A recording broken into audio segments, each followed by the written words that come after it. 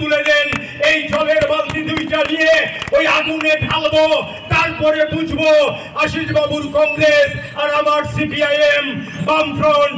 তখন আমরা কথা বলবো। কিন্তু ভারতবর্ষের স্বার্থ রক্ষা করার জন্য, সার্বভৌমত্ব রক্ষা করার জন্য, স্বাধীনতা রক্ষা করার জন্য, গণতন্ত্র রক্ষা করার জন্য, ধর্মনিরপেক্ষতা রক্ষা করার জন্য আমরা আজকে একটা মঞ্চে দাঁড়িয়েছি। বিজেপির বন্ধুরা বুঝলেন কিটা কইলাম? বিজেপির বন্ধুরা বুঝছেন তো? আপনারা নেতারা কয়, আপনারা তারা যারা দাঁড় করাইছেন, একবার তো মুখ্যমন্ত্রীর থেকে বিতাড়িত করছেন, আইনা দিছেন আনো খাড়া করাই। আর ডাকাতি কইরা জানি ছিল ম্যাডাম, তাহলে তো টিকিট দিলেন না এবার।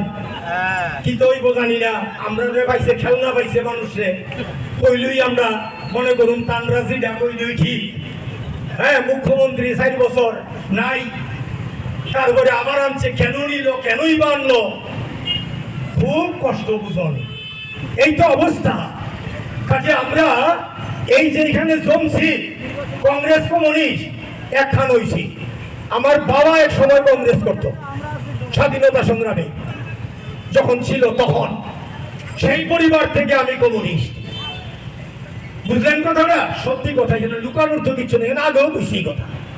অনেকের পরিবারে সবাই কি সব তখন লাল ঝান্ডা আসতো নাকি? স্বাধীনতা সংগ্রামে তো কমিউনিস্টরাও তেরঙ্গা ঝান্ডার নিচে দাঁড়ায় লড়াই করছে তো এআইসিসি অধিবেশনে সবগুলি লড়াই করছে একসঙ্গে। আমাদের পার্টির পলিট ব্যুরোর যে নবরত্ন, তারা প্রত্যেকে স্বাধীনতা সংগ্রামী। জ্যোতি বসু, প্রমোদ দাশগুপ্ত, এটাকে দীপেন চক্রবর্তী, সবাই স্বাধীনতা সংগ্রামী। জওহরলাল নেহরুকে আমরা শ্রদ্ধা করি, গান্ধীজিকে শ্রদ্ধা করি। দেশপ্রেম নিয়ে কোনো প্রশ্ন নাই, ধর্মনিরপেক্ষতা নিয়ে কোনো প্রশ্ন নাই। অন্য প্রশ্নে আমাদের সঙ্গে মতান্তর থাকতে পারে, তাদেরও থাকতে পারে, কিন্তু ভারতকে বাঁচাতে হবে, বিজেপিকে হটাতে হবে, এটাই হচ্ছে কথা। বিজেপি হারবে, বিজেপি জিততে পারে না এইভাবে। দিল্লিতে যেই জমায়েত হয়েছে দুদিন আগে, বিজেপির বুক কাঁপছে, বিজেপির বুক কাঁপছে। গোটা ভারতবর্ষে আর সমুদ্র হিমাচল আওয়াজ তুলেছে, বিজেপি হটাও, দেশ বাঁচাও। সংবিধানটাকে রক্ষা করতে হবে, আম্বেদকরের রচিত সংবিধান। এটাই হচ্ছে কথা। অনেক কথা বলার আছে, নির্দিষ্ট সময় আছে। আমার পরে কংগ্রেসের বন্ধুরা কেউ বলবেন আশা রাখি। কংগ্রেসের এই মঞ্চ ইন্ডিয়া মঞ্চ, বামফ্রন্টের মঞ্চ, সিপিআইএম এর মঞ্চ, একই মঞ্চে দাঁড়িয়ে ভোট চাইছি। কাস্তে আর হাতুড়ি দাঁড়ায় আর হাত চিহ্নে আশিস বাবুকে ভোট দিয়ে লোকসভায় পাঠাবেন মানুষের যন্ত্রণার কথা তোলার জন্য, আর রাজ্য বিধানসভাতে এই এলাকার মানুষের দুঃখ যন্ত্রণার কথা তোলার জন্য। একটি কাজ করেনি ওরা, চোখে পড়ার মতো 5 বছরে ধ্বংস ছাড়া। 4-5টা গ্রুপ, আমরা জানি না, সংবাদপত্রের ধমকি, আতঙ্ক, ডর চারিদিকে। বিভিন্ন জায়গার মধ্যে মানুষের লোকে দেখা করতে যায়, আজকেও গেছি। আতঙ্ক, ভয়, কি পরিস্থিতি করছে, এমন আসেন নাকি?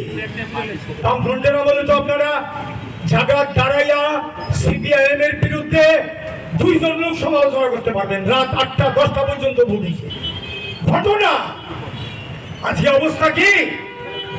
কাজেই আমি সবার কাছে অনুরোধ রাখবো, আপনারা এগিয়ে আসুন, ভোট দিন, কাস্তে হাতুড়ি দাঁড়ায় এবং হাত চিহ্নে ভোট দিয়ে নয়া ইতিহাস তৈরি করুন।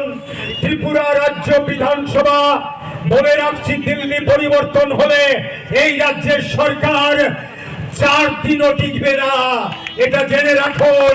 আজকে ওরা যেই রকম ওই দেখাচ্ছে, ওরা একেবারে ধমকির সুরে এই করবে সেই করবে, আমাদের জানা আছে গণতন্ত্র নিধনকারীরা আর যাই হোক মানুষের স্বার্থ রক্ষা করতে পারে না।